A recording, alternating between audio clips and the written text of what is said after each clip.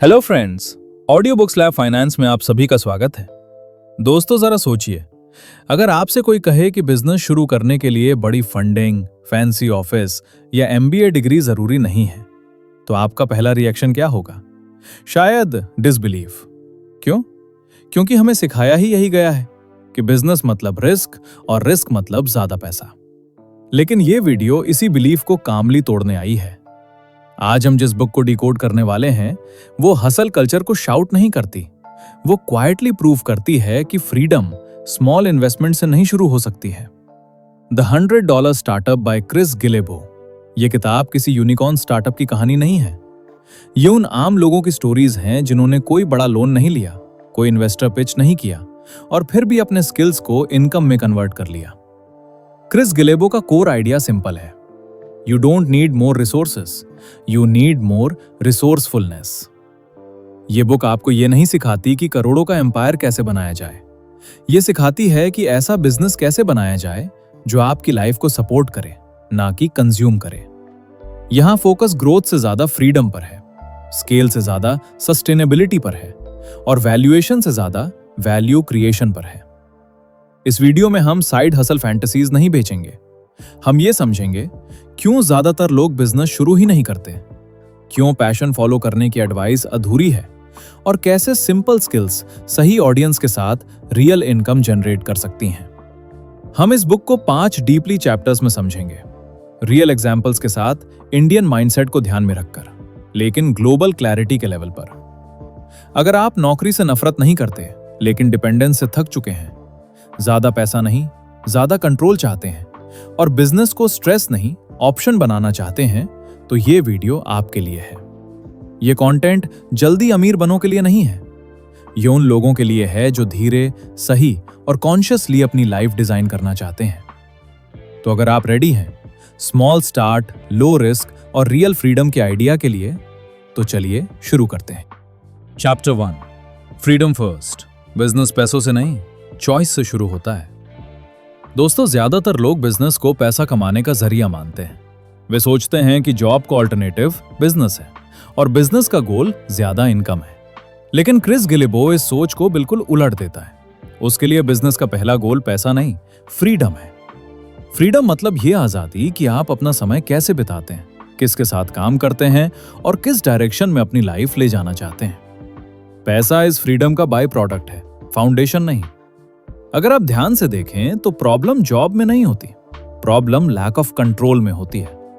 ज्यादातर लोग अपनी नौकरी से इसलिए परेशान नहीं होते क्योंकि काम मुश्किल है, बल्कि इसलिए क्योंकि वे अपने दिन के मालिक नहीं होते। अलार्म किसी और के स्केड्यूल पर बजता है, छुट्टियां किसी और की अप्रूवल से मिलती हैं और जिंदगी का बड़ा हिस्सा किसी और के गोल्स पूरे करने में निकल जाता है। द $100 स्टार्टअप यहीं से सवाल उठाती है कि क्या इंडिपेंडेंस सिर्फ अमीर लोगों का प्रिविलेज है या इसे कॉन्शियसली डिजाइन किया जा सकता है? क्रिस का ऑब्जर्वेशन सिंपल लेकिन पावरफुल है।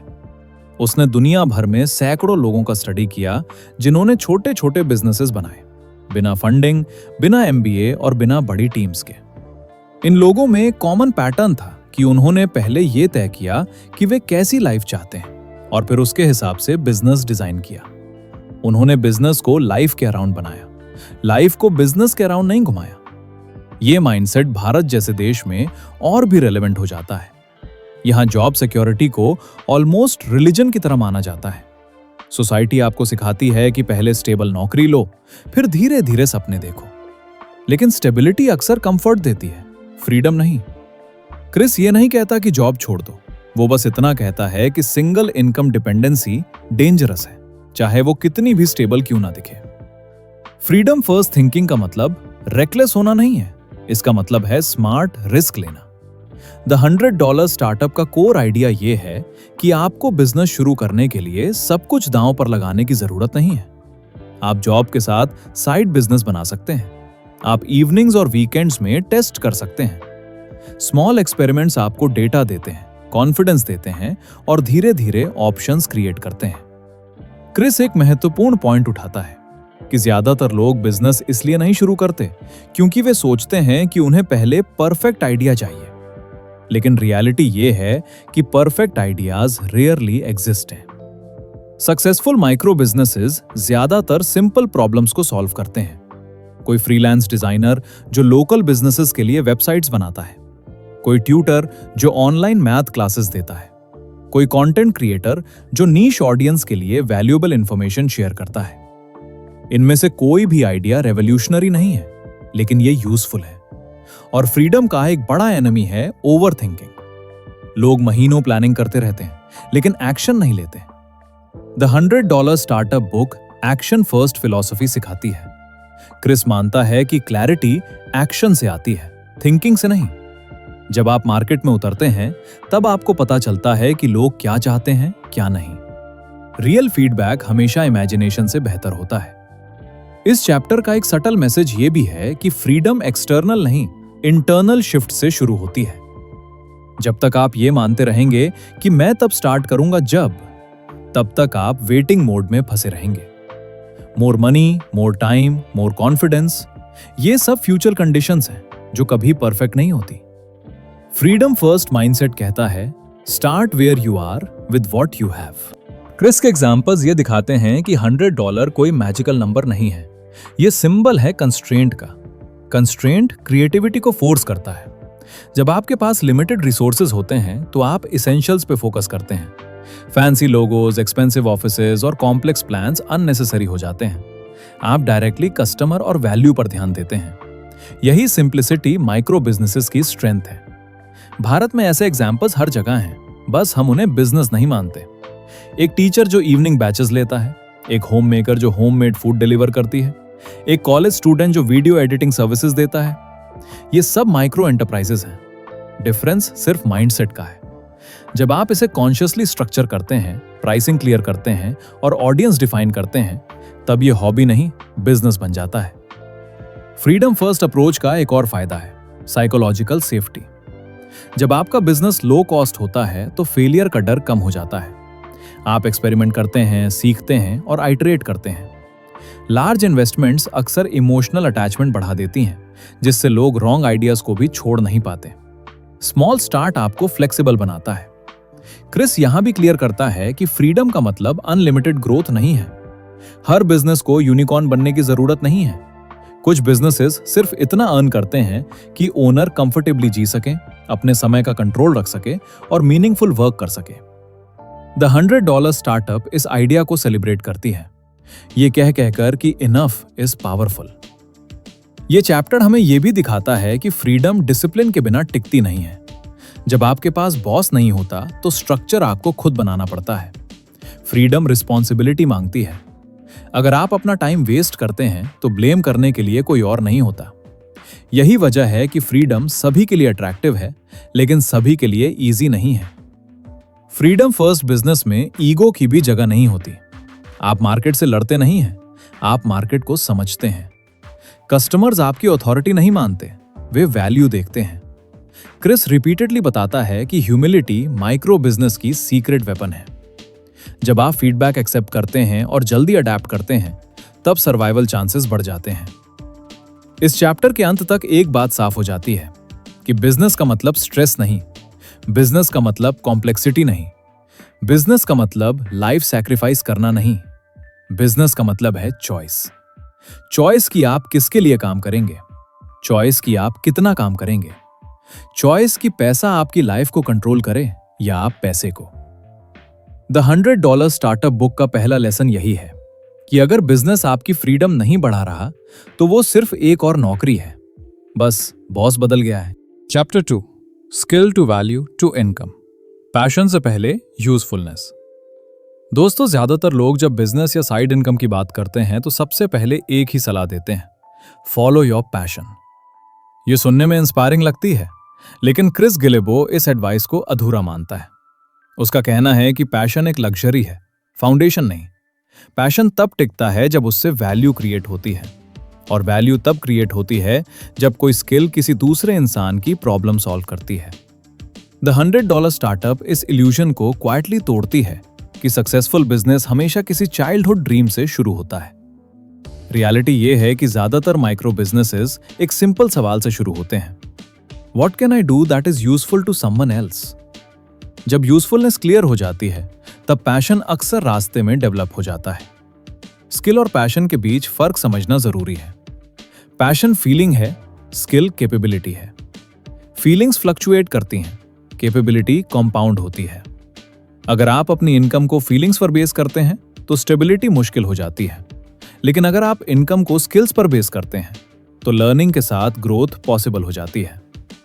भारत में यह फर्क और भी साफ दिखाई देता है।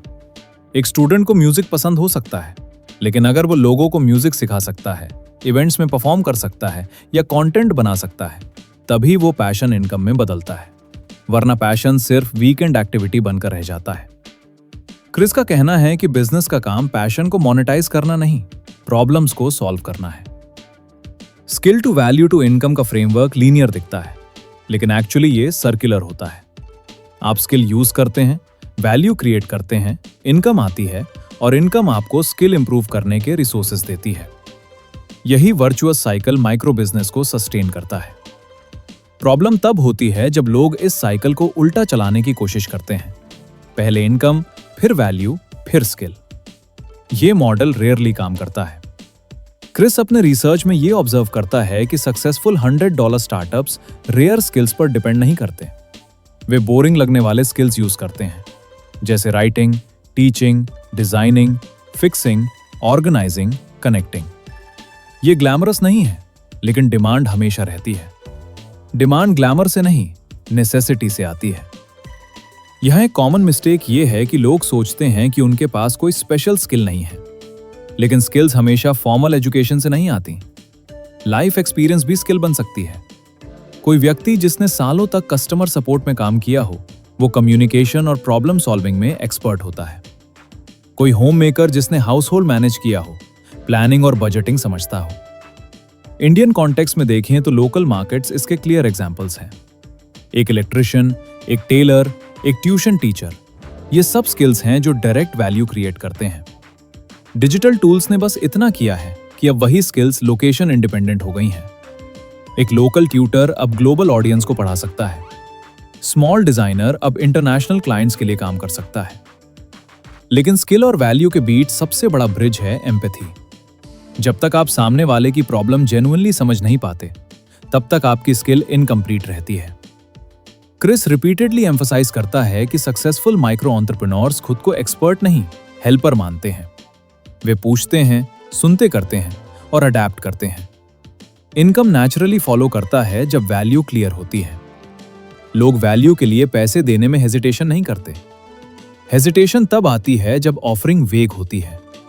I can do many things rarely sell होता है। I solve this specific problem हमेशा क्लियरर होता है। नीश क्लैरिटी इनकम स्टेबिलिटी लाती है। द $100 स्टार्टअप बुक ये भी दिखाती है कि प्राइसिंग फियर अक्सर सेल्फ वर्थ से जुड़ा होता है। लोग अंडरचार्ज इसलिए नहीं करते क्योंकि मार्केट चीप है, बल्कि इसलिए क्योंकि उन्हें खुद अपनी वैल्यू पर डाउट होता है। क्रिस सजेस्ट करता है कि प्राइसिंग एक्सपेरिमेंट है, जजमेंट नहीं। You adjust, you learn, you refine.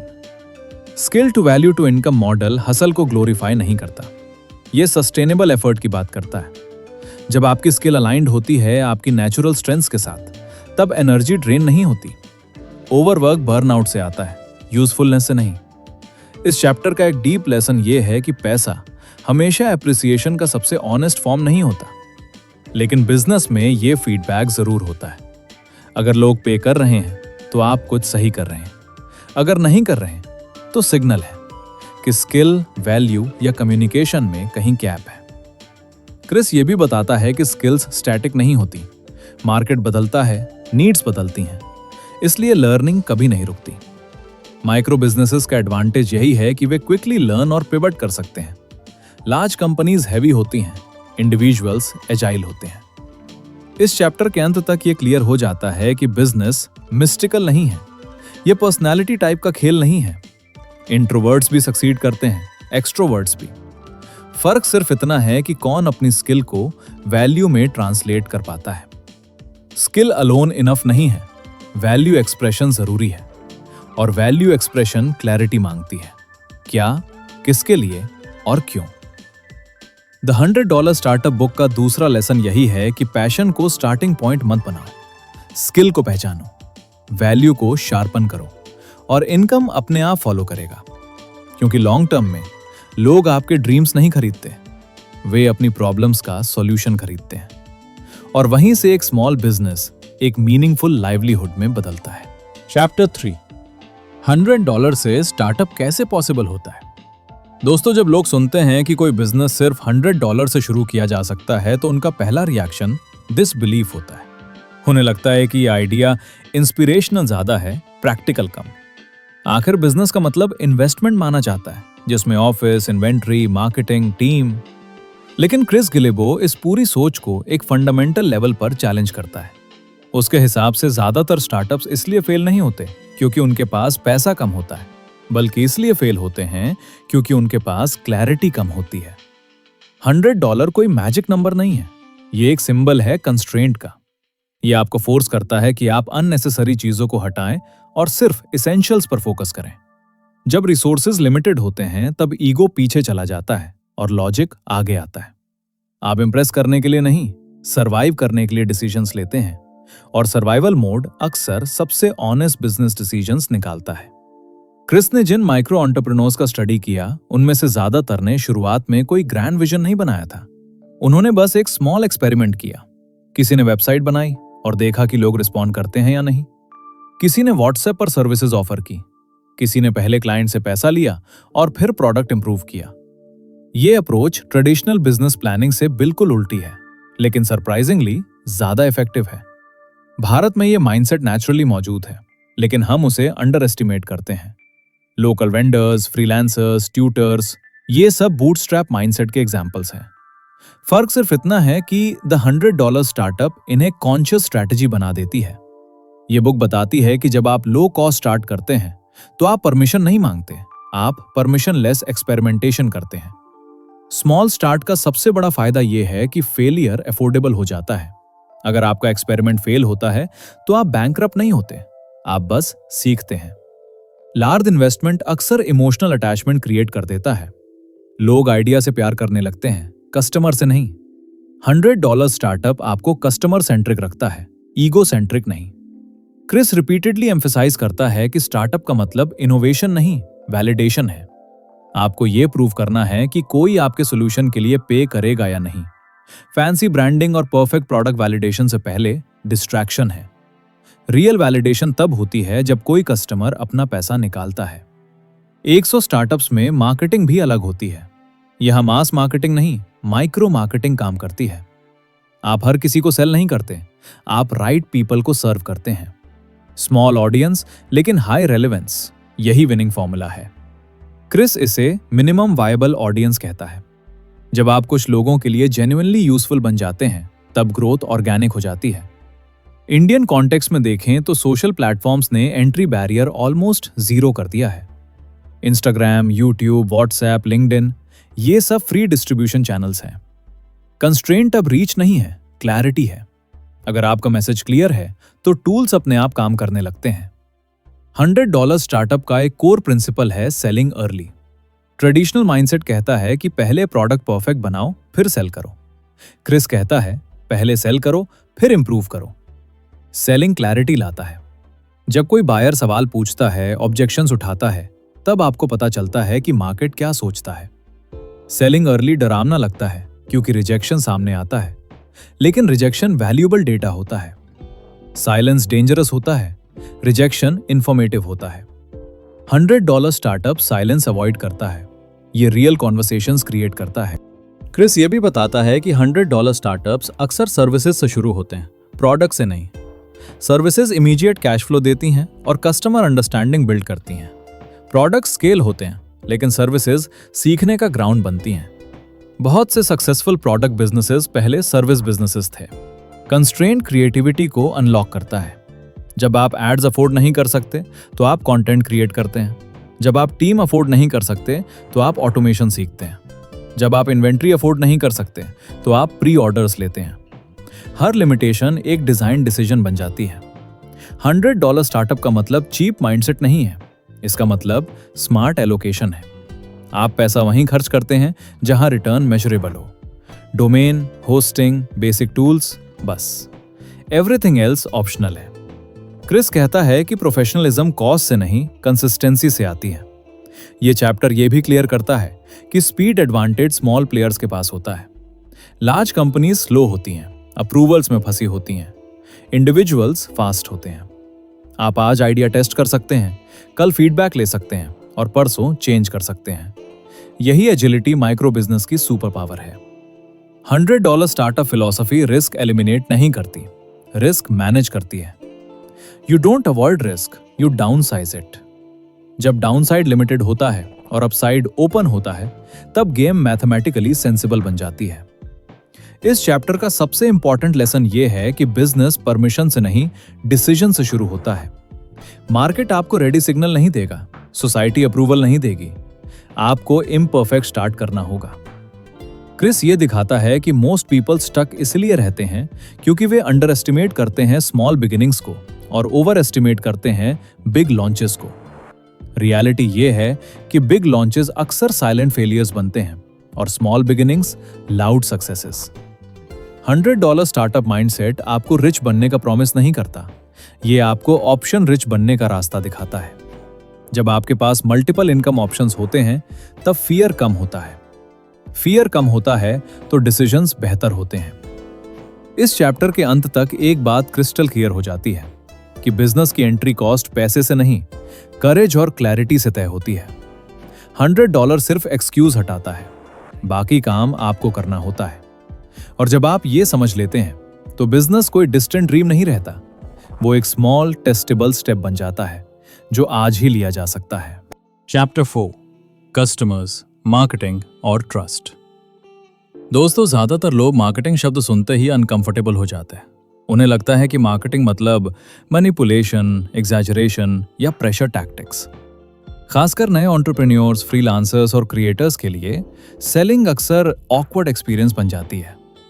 Chris गिलेबो इस फियर को डायरेक्ट तरीके से एड्रेस करता है। वो कहता है कि गुड बिजनेस में सेलिंग लाउड नहीं होती, क्लियर होती है। जब वैल्यू जेन्युइन होती है तो मार्केटिंग सिर्फ कम्युनिकेशन बन जाती है। द $100 स्टार्टअप मार्केटिंग को प्रमोशन की बजाय कनेक्शन की तरह देखती है। लार्ज कंपनीज मास ऑडियंस को टारगेट करती हैं, लेकिन माइक्रो बिजनेसेस इंडिविजुअल रिलेशनशिप्स पर ग्रो करते हैं। यहां ट्रस्ट एड बजट से नहीं बनता, कंसिस्टेंसी और ऑनेस्टी से बनता है।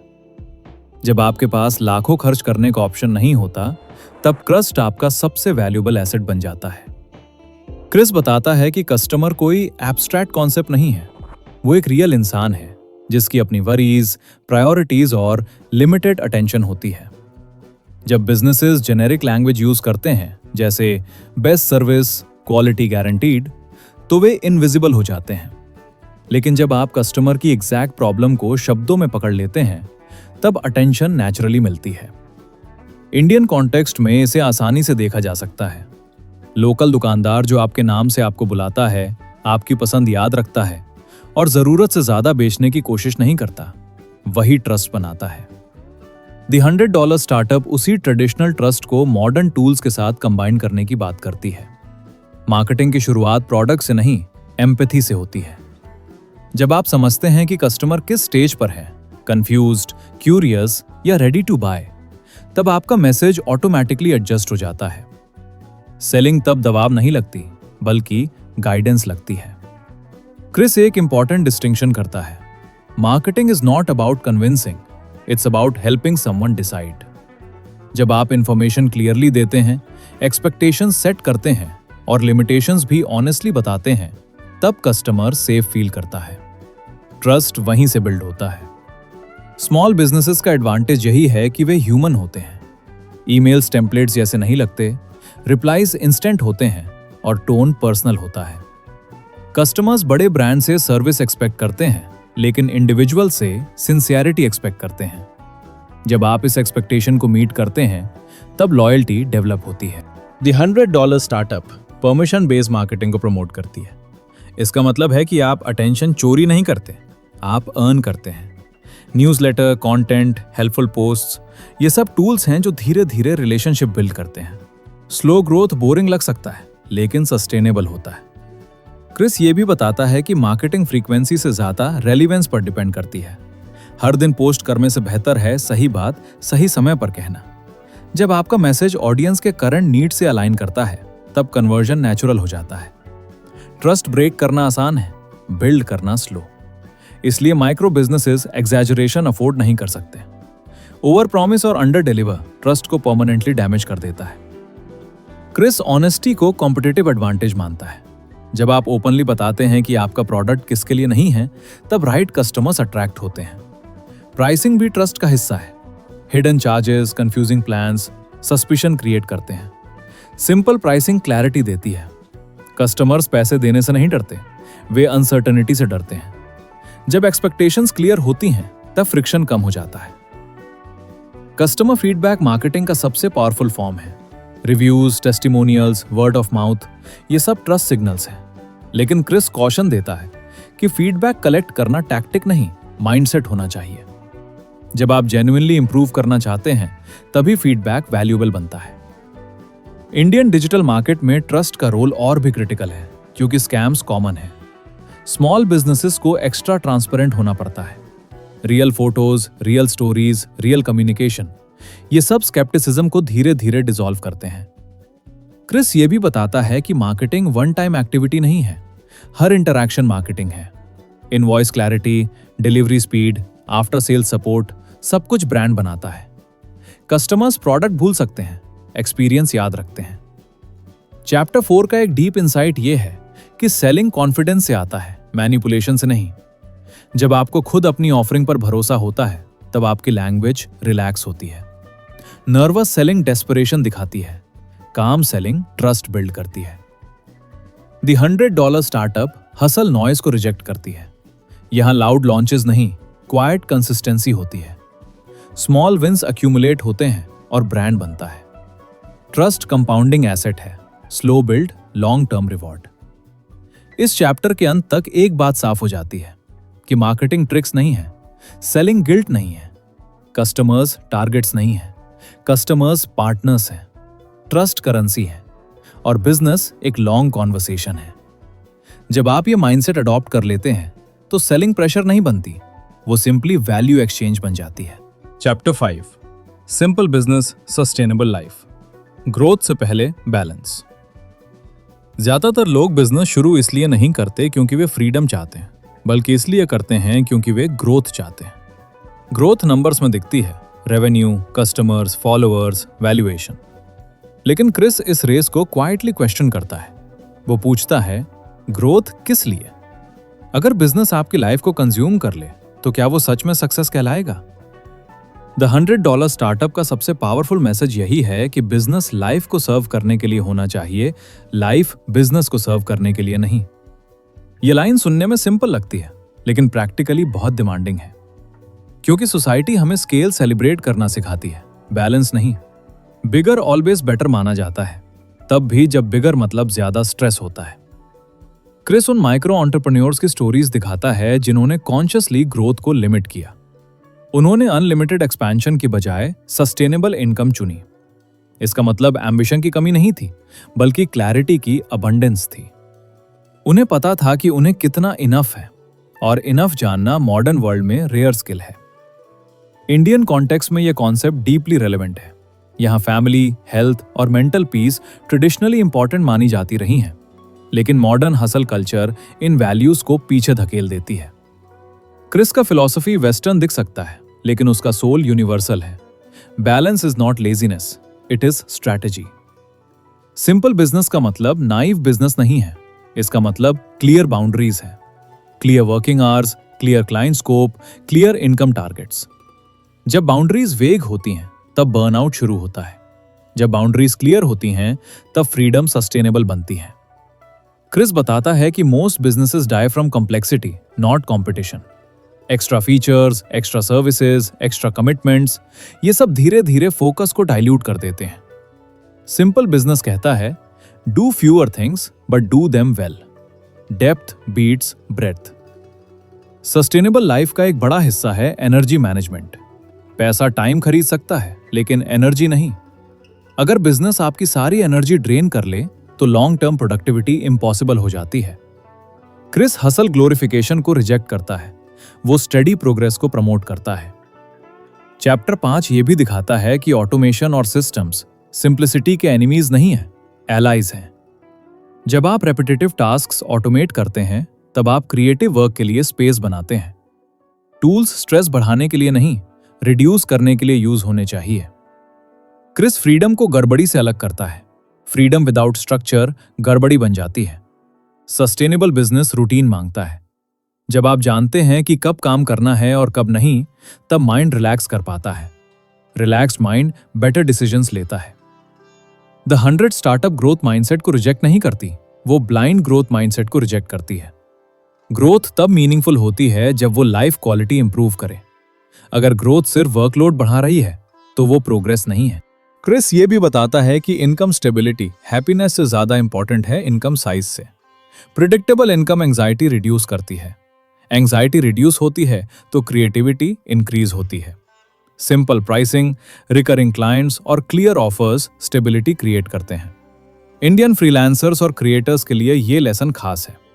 रैंडम गिग्स एक्साइटमेंट देती हैं, लेकिन रिटेनर्स पीस देते हैं। सस्टेनेबल लाइफ एक्साइटमेंट नहीं, कंसिस्टेंसी पर टिकती है। चैप्टर 5 का एक सटल मैसेज ये है कि कंपैरिजन पॉइजन है। सोशल मीडिया पर सभी बिजी दिखते हैं, सक्सेसफुल दिखते हैं, लेकिन क्रिस रिमाइंड करता है कि लाइफ हाईलाइट रील नहीं है। क्वाइट सक्सेस भी सक्सेस होती है। सिंपल बिजनेस आपको ऑप्शंस देता है। Options give you power. जब आपके पास सेविंग्स होती है, फ्लेक्सिबल इनकम होती है और लो एक्सपेंसेस होते हैं, तब फियर कंट्रोल नहीं करता। फियर कंट्रोल नहीं करता तो डिसीजंस ऑनेस्ट होते हैं। क्रिस ये भी कहता है कि एग्जिट स्ट्रैटेजी सिर्फ सेलिंग कंपनी नहीं होती। कभी कभी एग्जिट स्ट्रैटेजी वर्कलोड कम करना होता है, कभी प्राइसिंग बढ़ाना, कभी नो कहना। सस्टेनेबल लाइफ बाउंड्रीज से बनती है। फाइनल रियलाइजेशन ये है कि द 100 स्टार्टअप कोई बिजनेस बुक कम और लाइफ डिजाइन बुक ज्यादा है। यह आपको एंटरप्रेन्योर बनने के लिए नहीं, इंडिपेंडेंट थिंकर बनने के लिए पुश करती है। इस चैप्टर के अंत में एक बात क्रिस्टल क्लियर हो जाती है कि सक्सेस लाउड नहीं होती, फ्रीडम कॉम्प्लिकेटेड नहीं होती और हैप्पीनेस फ्यूचर गोल नहीं होती। Simple business, clear income and conscious life, यही असली लग्जरी है। और जब आप ये समझ लेते हैं तो बिजनेस रेस नहीं रहता, वो रिदम बन जाता है जो आपकी लाइफ के साथ चलता है, उसके अगेंस्ट नहीं। तो यही थी द 100 स्टार्टअप बुक का असली मैसेज। ये किताब आपको सिखाती है कि बिजनेस बड़ा नहीं, सही होना चाहिए, जहां इनकम स्ट्रेस ना बने, ग्रोथ प्रेशर ना बने और वर्क आपकी लाइफ को सपोर्ट करे, कंज्यूम नहीं। अगर इस सीरीज ने आपको यह एहसास दिलाया है कि फ्रीडम लो कॉस्ट से भी स्टार्ट हो सकती है, तो इस वीडियो को यहीं खत्म मत कीजिए, इसे एक्शन में बदलिए। अगर आप ऐसे प्रीमियम हिंदी बुक समरीज चाहते हैं जो सिर्फ मोटिवेट नहीं करती बल्कि क्लियर थिंकिंग और रियल एग्जीक्यूशन सिखाती हैं, तो चैनल को सब्सक्राइब कीजिए, वीडियो को लाइक कीजिए ताकि ये आइडियाज ज्यादा लोगों तक पहुंचे, और कमेंट में बताइए अगर आपको आज द 100 से शुरू करना हो तो आप किस स्किल को बिजनेस में बदलेंगे। हम मिलेंगे अगली बुक के साथ, एक नई क्लैरिटी और एक और सिंपल फ्रेमवर्क के साथ। धन्यवाद।